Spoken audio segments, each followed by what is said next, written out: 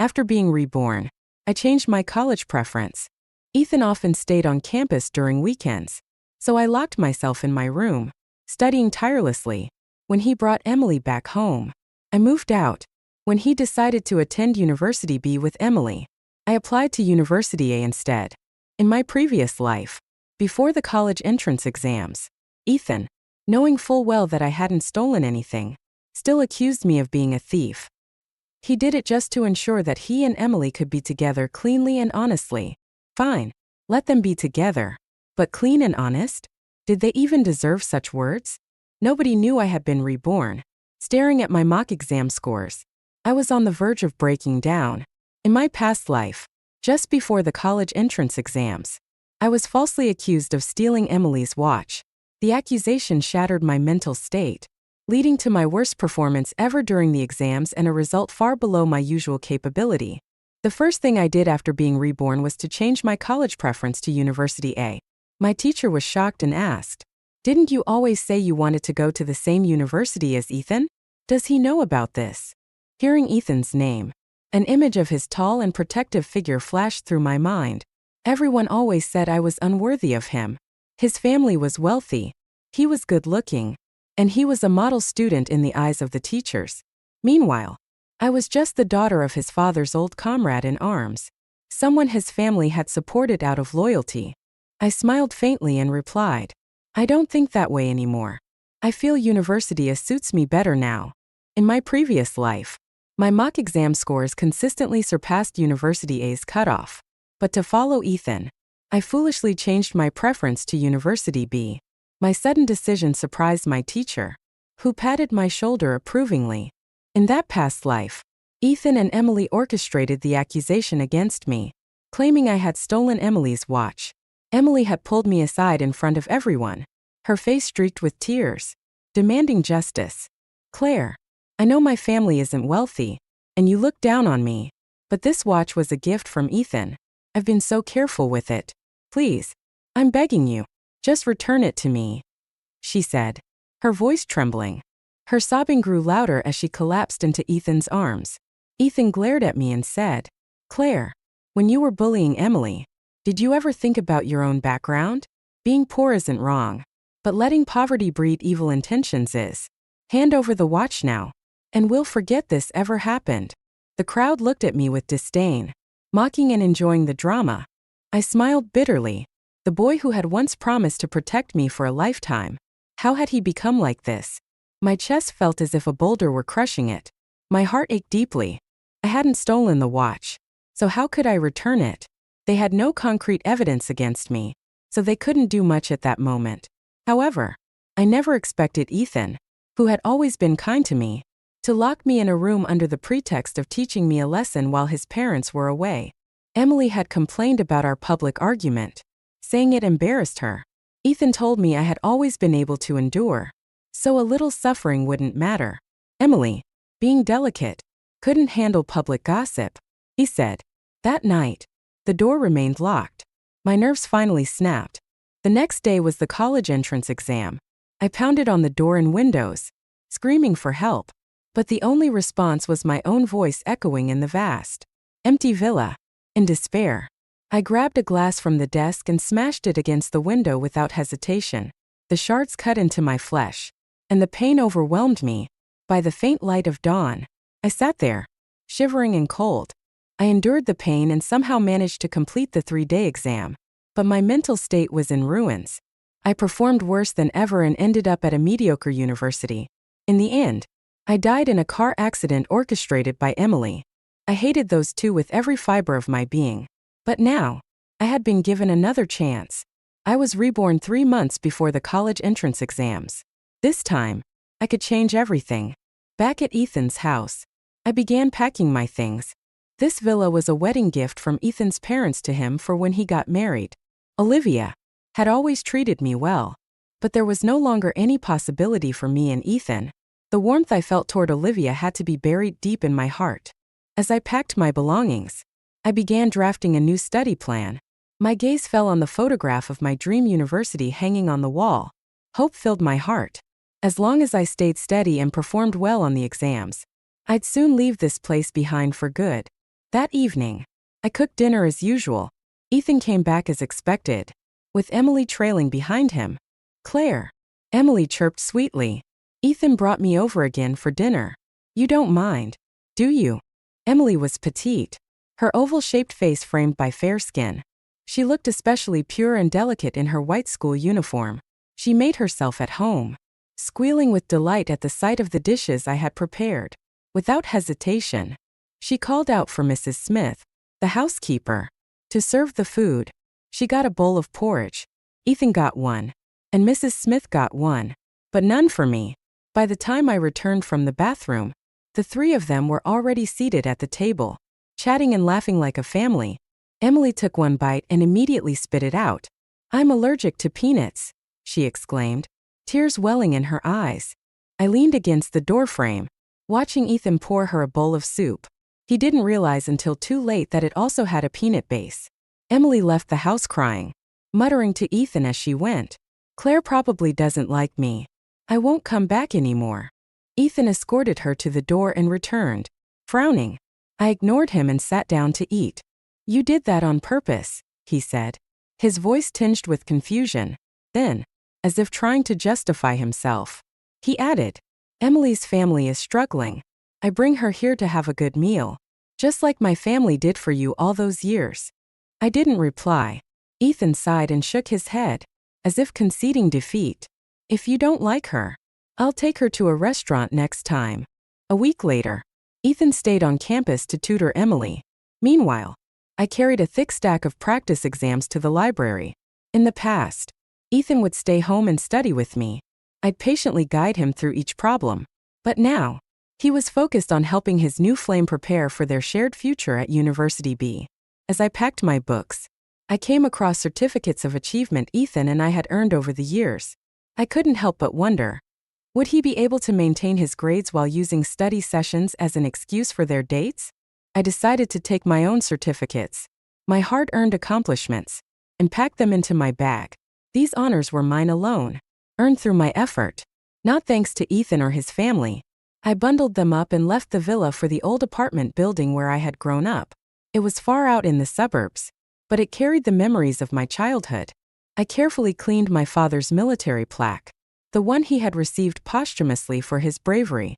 "Dad," I whispered, "I promise I'll do whatever it takes to achieve my goals." With just over 2 months left until the exams, I could already see freedom on the horizon. After that, I would leave Ethan's family behind forever. Ethan came home late that night. The dinner I had prepared sat untouched. "I ate at school," he explained casually, but the faint scent of gardenias on him told me otherwise. He had eaten with Emily. He probably knew it wouldn't go over well to bring her back, so they ate out before he returned. I silently motioned for Mrs. Smith to clear the dishes and went to my room. The only belongings left in the room were some seasonal clothes and study materials. I packed the clothes into my suitcase, leaving the rest for later. Once Ethan went out on one of his dates next week, I packed the rest of my things. Since I was determined to build a better future, I devoted all my time to studying, while others wasted their days flirting and chatting. I poured every ounce of energy into my review sessions. I was deep into my work when a knock came at the door. I knew it was Ethan. My father had saved his father's life on the battlefield, sacrificing his own in the process. Because of this, Ethan always treated me with a level of respect. He would never enter my room without my permission. "What is it?" I asked, not wanting him to see that I was packing. He hesitated before saying, "The engagement banquet is being prepared. How about the third day after the exams?" In my previous life, our engagement had been arranged according to the wishes of our parents, set to take place right after the college entrance exams. I glanced at my suitcase and replied indifferently, "There's no rush. Let's talk once Olivia gets back." Ethan stood silently outside my door for a long moment before finally walking away. I finally heard Ethan's footsteps fade away, and I let out a breath I hadn't realized I was holding. Resting my head on the desk, I felt a sense of relief. Given Ethan's age, Olivia usually trusted his judgment more. Since I had lost both my parents as a child, Olivia took me in because of the marriage pact our parents had made. To outsiders, I was already considered a part of Ethan's family. and the engagement was just a formality. Besides, Ethan was good-looking, excelled in his studies, and treated me well. It was no secret that my heart had always been his. Everyone could see it. I owed the Johnson family for raising me all these years, but I had paid them back in full, teaching Ethan tirelessly, even in my previous life when he falsely accused me and locked me in a room, ruining my future. That was enough repayment. In this life, I owed them nothing. I was determined to walk my own path. That weekend, to my surprise, Ethan didn't stay on campus. He even brought breakfast. My favorite ate treasure porridge and fried dough sticks. It was something he hadn't done in ages. I scrolled through vocabulary words on my phone as I silently sat down at the table. The only sounds were the occasional clinks of utensils against bowls. "I'll stay home with you to study today," Ethan suddenly said, breaking the silence. I looked at him in surprise and instinctively shook my head. "Don't you want me to keep you company?" he asked, frowning slightly. "You'll just be cooped up in your room all weekend." I was about to find an excuse to decline when the doorbell rang. Emily's voice came through the intercom. "Ethan," she called cheerfully. She stood at the door, holding 2 breakfasts in her hands. As soon as the door opened, she tilted her head up and smiled at Ethan, effectively blocking my view of him. "Why are you here?" "I told you to wait for me," Ethan said, moving slightly to shield her from my gaze. Emily peeked out cautiously from behind his chest. "Sorry, Claire," she said softly. "I was worried he might skip breakfast, so I came to find him." I stared at her face, so innocent and pure, just like in my previous life. No matter what she said, it could always stir Ethan's protective instincts. When Ethan heard that she had been willing to go hungry just to wait for him, he naturally followed her out in a hurry, abandoning his earlier promise to stay. So much for keeping me company. He had planned to meet her all along. I scoffed to myself. At least I didn't have to worry about making up an excuse to pack my things and leave. I pulled out my phone and checked my moving checklist. Wasting no time, I dragged my previously packed clothes and belongings out of the house and called a moving service to take them to my new apartment. Once everything arrived, I organized my things and smiled at the photos of the modest place. "Dad," I whispered, "your daughter can live just fine on her own, without relying on anyone." I spent the entire day at home studying and only returned to Ethan's house in the evening. The intense pace of exam preparation made the days fly by. Late at night, under the glow of streetlights, it was always my shadow bent over books, chasing knowledge. On Friday evening, Olivia and her husband, Mr. Johnson, returned from a business trip. They sat quietly on the living room sofa for a long time before letting out a deep sigh. "Claire," Olivia began earnestly, "he's just close with another classmate, but you and Ethan have been betrothed since childhood. If he dares not marry you, I'll make sure he regrets it. Your parents trusted us to take care of you before they passed away. Besides, your father saved our family. You don't have to worry about anything." When I didn't respond, they exchanged a glance before shaking their heads in exasperation. "You're so stubborn," Olivia finally said with a sigh. "Fine. We'll cancel the engagement banquet." I listened silently as Olivia made the call to cancel the banquet. She informed the event company to withdraw the reservation and refund the deposit. Just like that, the engagement banquet, still in its planning stages, was gone. Letting out a small sigh of relief, I stood up and bowed deeply to both of them. I knew they meant well. By all accounts, Ethan was the model student in everyone's eyes, the perfect son. Even his own parents couldn't understand why I was so insistent on canceling the engagement. But I couldn't explain. I couldn't tell them that in my past life, I was betrayed by those closest to me, stumbled during the college entrance exams, had my entire life turned upside down, and ultimately died in a car accident orchestrated by jealousy and malice. After the engagement was canceled, Olivia and Mr. Johnson told me I would always be their daughter, even without the formal arrangement. I didn't tell them that I planned to leave their family after the exams. For now, I stayed, determined to accompany them through the next 2 months. In the days leading up to the exams, Olivia insisted on driving me to school. As she held my hand tightly, her voice trembled with emotion, urging me to study hard and promising to visit me often. When I unpacked my things at school, I discovered she had slipped a thick wad of cash into my bag. Tears streamed down my face. Olivia must have noticed that my room was slowly being emptied, but she chose not to confront me. Instead, she let me carry out my plans, respecting my decisions like a quiet guardian. I opened my suitcase to retrieve some clothes when I suddenly heard Ethan's voice at the door. Is Emily still upset? I turned to see Ethan standing there. His face visibly startled when he realized it was me. Claire? What are you doing here? He asked. Flustered, I gestured toward the room next door. Your room is over there. That moment, the door to the neighboring room opened, and Emily peeked out. She offered me an awkward smile before retreating back inside. I looked at Ethan. Guilt was written all over his face. After a moment of hesitation, he said, Emily's home situation isn't great, and she lives far from the school. With the exams coming up, I thought it'd be easier for her to stay here since our place is close to campus. I hadn't expected things to progress to the point where they were sharing a roof, and apparently a bed. Ethan seemed to sense my silence. After a pause, he added, Right. Why don't you move your stuff into my room? You can stay there for now. I'll take the floor. As he spoke, he opened the door to his room and looked inside. By the way, what happened to all the books in your room? You used to have so many. I picked up one of my textbooks and pursed my lips. Well, this villa was his. After all, it didn't matter to me where I stayed as long as I wasn't treated as a guest. I've already finished those books. They weren't useful anymore. So I got rid of some of them. I said casually. Ethan frowned. Even if the exams are only 2 days away, you might need those books later. Why would you sell them? I didn't respond, seeing my silence. He added, What about the engagement? What did my parents say? He placed the book back on the desk, and I replied evenly. They said the timing wasn't right. We'll talk about it later. This was the excuse I had agreed upon with Olivia and Mr. Johnson to delay the engagement. Once I moved all my belongings out and settled back into my new home, I planned to have a proper conversation with him about it. Ethan seemed satisfied with the explanation and didn't question it further. He nodded lightly and muttered, All right. If that's the case, then.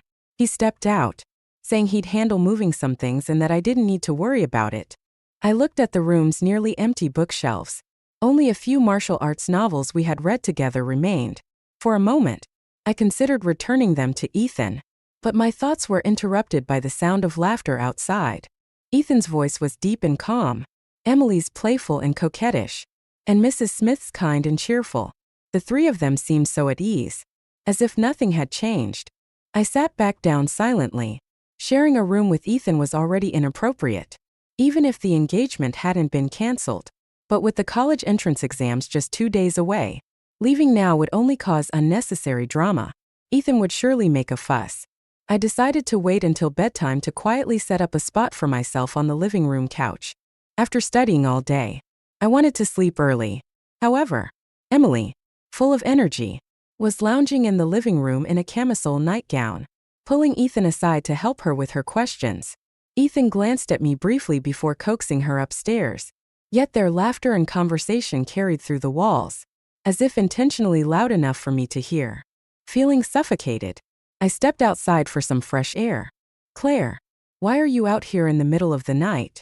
Aren't the exams soon? You'll catch a cold, called the neighbor from her window, her concern genuine. The house was stifling. I replied with a small smile. The neighbor, whose husband worked in real estate, had a comfortable life. She often brought me little souvenirs from her trips abroad, treating me kindly. She leaned over the balcony, her tone exasperated. That Ethan, I swear, he seemed so devoted. But look at him now, bringing some other girl into the house right before your big exams. And you, why don't you put him in his place? You're too nice.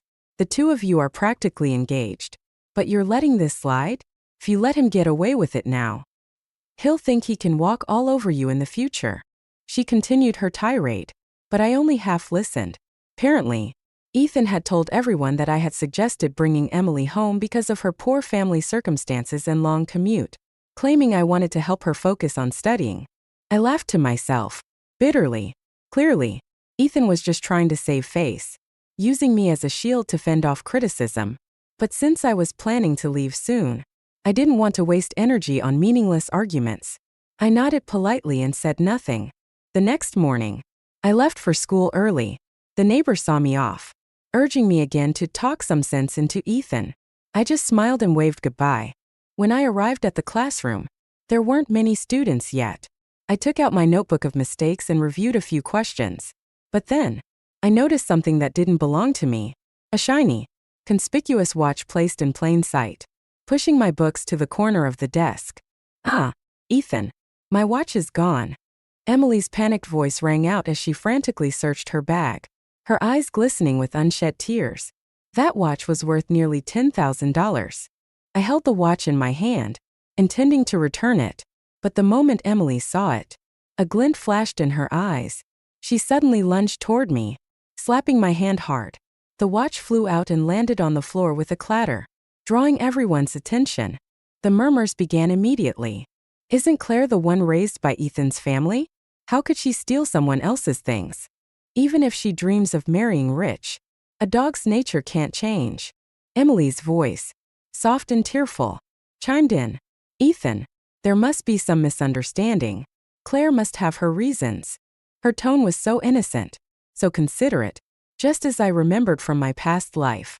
She always appeared harmless, but her words twisted the truth and planted doubt in others' minds. Ethan frowned deeply. Claire, do you know that stealing is a crime? You could go to jail for this. Emily's friends quickly chimed in. Emily, why are you defending her? Someone like that probably has their eyes on more than just your watch. And to pull this right before the exams, she must be trying to mess with you on purpose. Another student added with disdain. She's just jealous that Emily and Ethan are close. But that doesn't excuse breaking the law. She could ruin her entire future. More voices joined in. You never really know people, do you? We should just call the police. I stood silently amidst the accusations, the chaos swirling around me, feeling the all too familiar sting of betrayal. I picked up the shattered glass-covered watch and said, Sure, call the police. After all, the only person who really knows how this watch ended up in my drawer is the one responsible. Barefoot doesn't fear wearing shoes, I thought. Sure enough, Emily's face turned pale as she clung tightly to Ethan's sleeve. No, don't call the police, she stammered. That wouldn't be good for Claire. She's about to take her exams too. Her friends, however, weren't so kind. Emily, you're too soft-hearted. One of them said. People like her will just take advantage of your kindness. Soft-hearted. I let out a bitter laugh, then suddenly raised my hand and slapped Emily across the face. The sharp sound echoed in the room, leaving her stunned and speechless. Pathetic, aren't you? Emily, do you really not know what you've done? Do you need me to air out all your dirty deeds for you to feel satisfied? Ethan, seeing her cheek rapidly swell, immediately pulled her into his arms. Claire, what's wrong with you? Have you lost your mind? Lost my mind? I laughed bitterly. That's Rich. She's the one accusing me of theft right before the most important exam of my life. You want the truth? Check the security cameras. They'll tell you everything. A few students, who had remained neutral, began to speak up. Yeah, let's just check the cameras. That'll clear everything up. Ethan's expression darkened, but he muttered, Claire, there's no need to deny it. I can pay for the watch. I took a step back and sneered. You think I did it? Ethan, you've known me for years. Do you really believe I'm that kind of person? He hesitated, his fingers twitching slightly as if reconsidering his assumptions. But then, the notice came back. The security cameras had conveniently been out of order. I had no way to prove my innocence, and the watch ended up being handed over to the principal. The teacher, aware of the watch's high value, called me into the office. Ethan suddenly appeared and declared, Emily said she won't press charges. The Johnson family's wealth and influence were undeniable. Even the principal couldn't ignore Ethan's words. The teacher looked troubled but had no choice but to return the watch. Emily, of course, put on another performance, crying dramatically for over an hour while Ethan comforted her. He seemed entirely absorbed in her tears, paying no attention to anyone else. Later that evening, Ethan came to find me. Claire, he began. his tone suggesting he wanted to argue. I sat down, waiting for him to speak. He hesitated, his face stiff and uncomfortable. "I'll sleep on the couch tonight," he finally said. I stayed silent. He paused again, clearly unable to hold back what he really wanted to say. "Emily is upset," he continued. "She cried all afternoon. Couldn't you have just let her be? It's only a couple of days until the exams. Do you really have to be so petty?" I let out a cold laugh, which seemed to catch him off guard. He probably expected me to get angry, maybe even start defending myself. Instead, my calmness seemed to annoy him more. "Fine," I said, smiling faintly. "Whatever you say." This unexpected response made him falter. For a moment, he seemed unsettled, as if something was slipping out of his control. In my past life, I had trailed after Ethan like a shadow, laughing only when he laughed, afraid to cry if he was displeased. Looking back, I felt like a fool. In this life, I knew better. I would keep my distance. Ethan clearly hadn't expected my easy agreement. His expression flickered with a hint of panic, as if he could sense that something was slipping away but couldn't grasp it. The next day, I returned to my old apartment a day earlier than planned. I took all my personal documents with me, just in case. That night, I sat at my desk, reviewing my mistake book. Halfway through, I heard a knock at the door. Thinking it was my neighbor, I opened it without much thought. Standing there was Ethan, wearing only a t-shirt. His face pale and his hair disheveled, as if he'd been exposed to the cold night wind. My first thought was that Ethan still wasn't willing to let me go. The neighborhood was quiet, with only the occasional cry of a stray cat echoing in the darkness. Ethan stared at me intently, his eyes drilling into mine as if he were searching for answers or trying to break through my resolve. "Come home with me," Ethan said, his voice unusually soft. I looked at him calmly and replied, "This is my home." He reached out, trying to grab my hand, but I took a step back to avoid him. "Claire, don't be mad. Please, just come home with me," he said. Ethan lifted one foot, as if about to step inside and help me with something, but I quickly pushed the door half closed. His gaze landed on the items sitting on the edge of my living room table, and his expression immediately shifted. "What are those?" I froze for a moment. They were the things I had packed up and brought back from the Johnsons' house. Old books I planned to sell. Ethan's face grew tense, his expression a mix of confusion and anger. "You've kept them in such good condition. You've always been careful with your belongings," he muttered, as if talking to himself. I sighed, but my grip on the door handle remained firm. Ethan frowned. "You're still upset. Emily was in a hurry and misunderstood you, but she really loves that watch. She's always respected you, and she cares about you.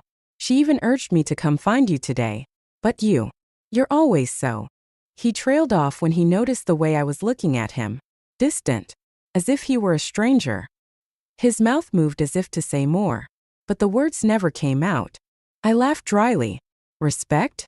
Respect is not getting cozy with someone else when you know your engagement is coming up.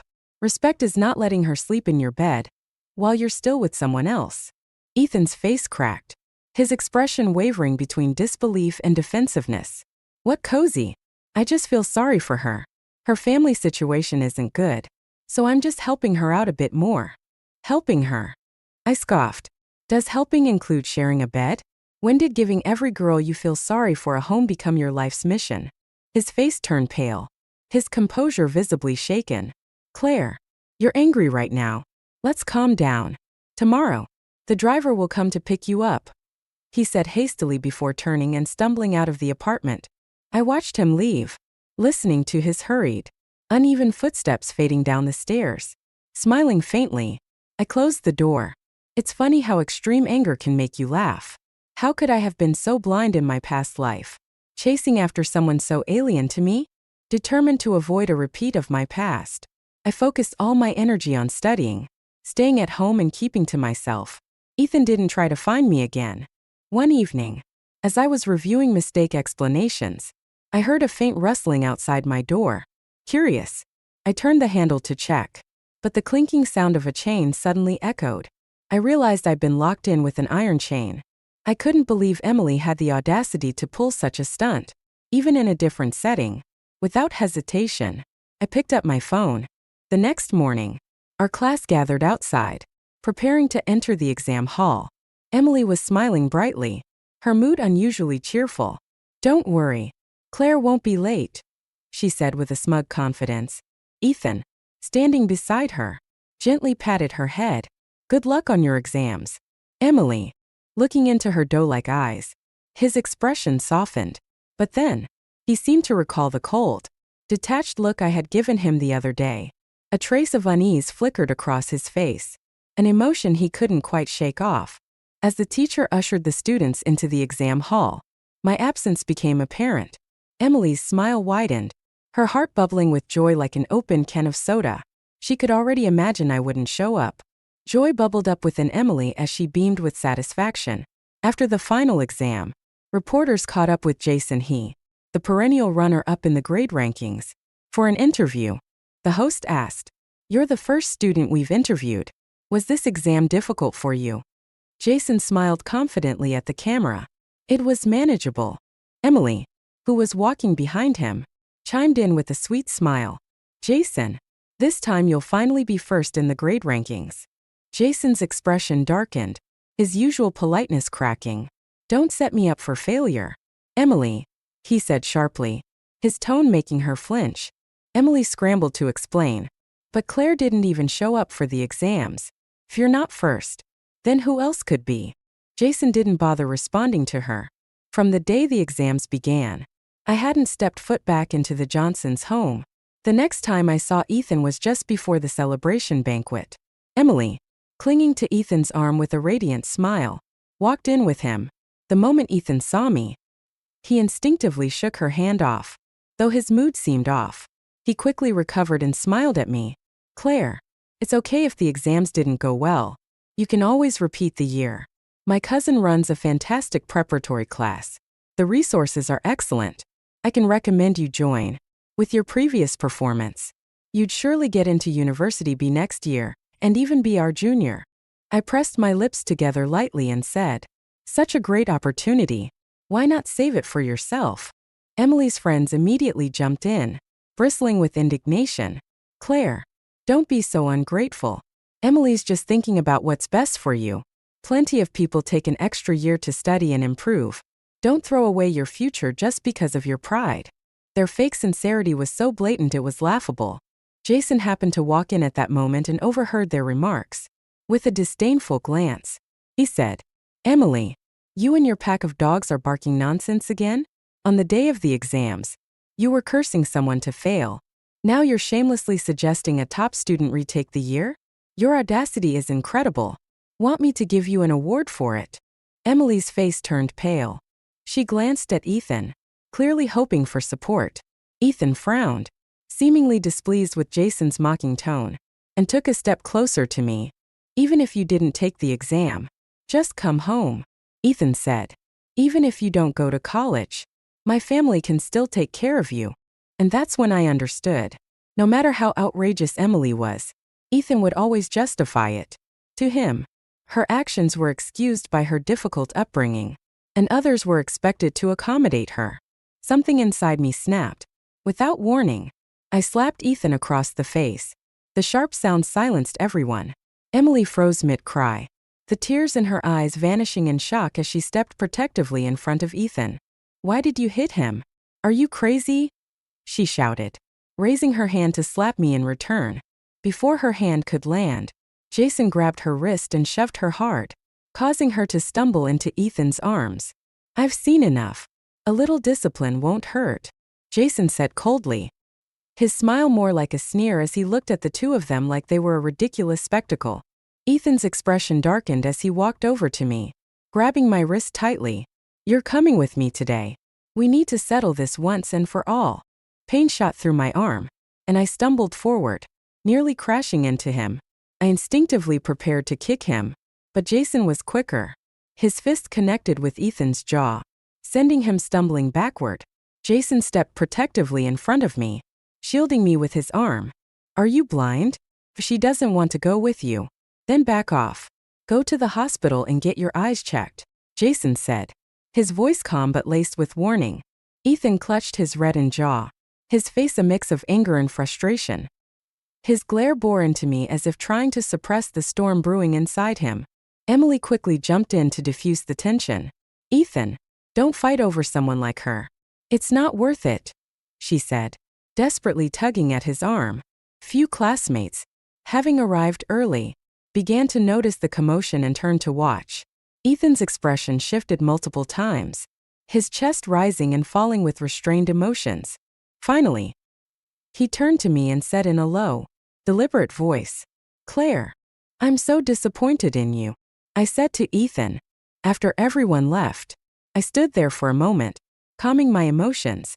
Jason looked at me, a trace of concern on his face. I shook my head. "It's just that I didn't get the chance to kick him earlier.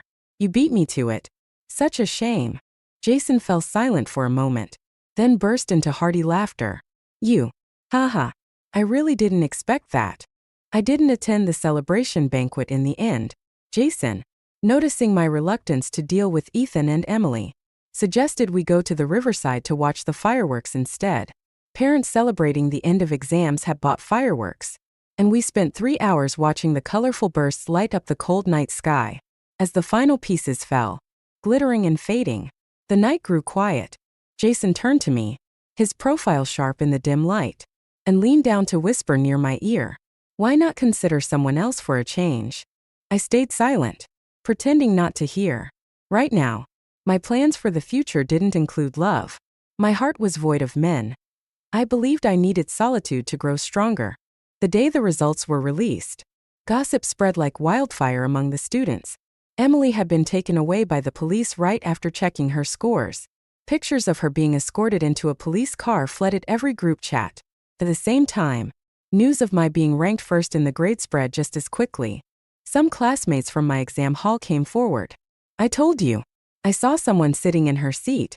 You all insisted she didn't take the test." "Yeah, I saw her too." Another chimed in. "She took the test and even got into University A. I feel so proud to say I'm in the same class as Claire. It's a dream come true." The tide of public opinion shifted rapidly. Videos of Emily boasting to the host about Jason becoming the top-ranked student resurfaced and were now ridiculed online. The backlash was swift and merciless. After being bailed out by Ethan's family money, Emily discovered the tables had turned completely in my favor. Pale with rage, she fainted upon seeing a screenshot of my top-ranking scores and had to be hospitalized.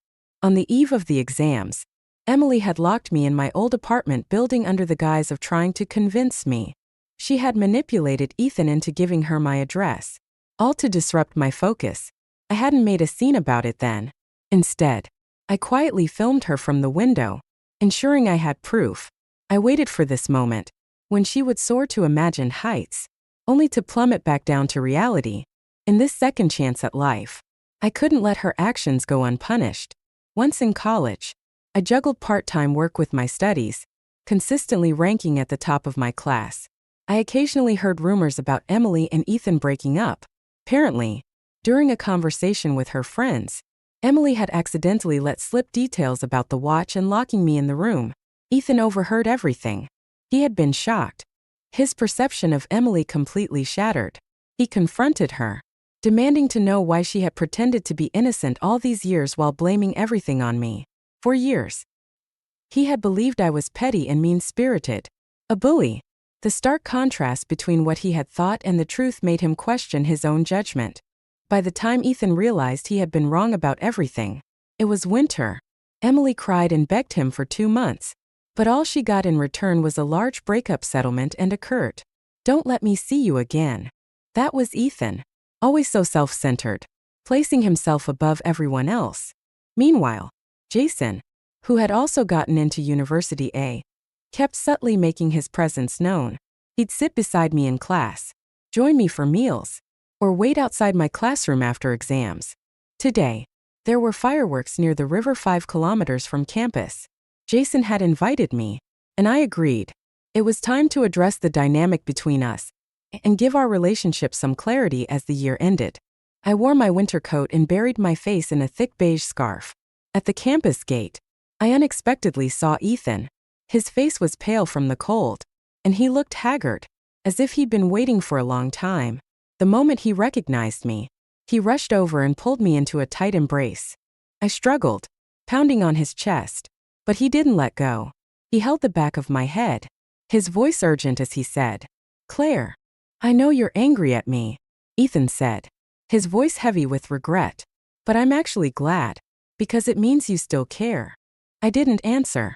Instead, I lifted my knee and drove it straight into his stomach, pushing him away. "Go home, Ethan. Stop acting crazy." Just as I finished speaking, Jason arrived, catching sight of the scene. Without hesitation, he shoved Ethan aside and instinctively stood protectively in front of me. "Haven't you had enough of haunting her like a ghost?" Jason snapped. Ethan's expression darkened as his anger flared. Seeing Jason reminded him of the scene before the celebration banquet, and the memory only fueled his rage. "Jason," Ethan growled, "are you coveting what's mine?" He raised his fist as if to strike. I stepped forward and cut him off before he could go any further. "Ethan, we have nothing to do with each other anymore." Hearing me call his name, Ethan froze, his aggressive posture faltering. "Claire," he murmured, his voice breaking. "I was wrong. If I had known you were going to call off the engagement, I never would have let you leave. I would have stayed by your side. I misunderstood you. I realize that now. Let's start over. Please." I let out a cold laugh. "No, Ethan. Jason. Let's go." Without hesitation, I reached for Jason's hand, and he responded by gripping mine tightly. Ethan stood there, stunned, as we walked away, his figure growing smaller in the distance. Left alone in the biting wind, he watched us, his face filled with disbelief. By the bridge, the cold wind swirled around us as vibrant colors from the fireworks danced across Jason's sharp profile. After a long silence, he finally spoke. "Claire, does this mean what I think it means?" I couldn't help but laugh softly. I had been waiting for him to ask that. Opening my mouth to respond, I was interrupted as Jason gently placed his warm hand over my lips. "Sure, let me speak first," he said, his voice low and tender. His star-like eyes locked onto mine as he began. "Claire, for 3 years, you've always been ahead of me, whether in rankings, in the dining hall, or even in my thoughts. I've watched you eat, study, and tackle exams with that serious focus of yours. First, I thought it was admiration, but then I realized I'm a hopeless romantic, and I'm hopelessly in love with you." He looked up at the sky, his nose slightly red from the cold. As he continued, "I used to stand back, watching you cry, smile, and hurt, all for Ethan. It made me feel like a terrible person, lurking on the sidelines, hoping for a chance that seemed impossible. Then Emily showed up, and for the first time, I felt like I could breathe again." He smiled wryly. "I could tell you this story 100 times if you'd let me. I know you're scared of love.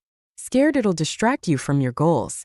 You always say your heart has no place for men because you need your strength to wield your sword." Jason took a deep breath, his hand clenched at his side.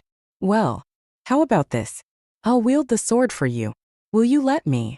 I stared at him, caught off guard. Could it really be this simple? Slowly, I took off my warm gloves, placing my hand in his. "Then the job is yours," I said, smiling. "Boyfriend." His previously composed face lit up with vivid emotion. "Claire, Claire, Claire," he repeated, his voice full of joy. "My girlfriend."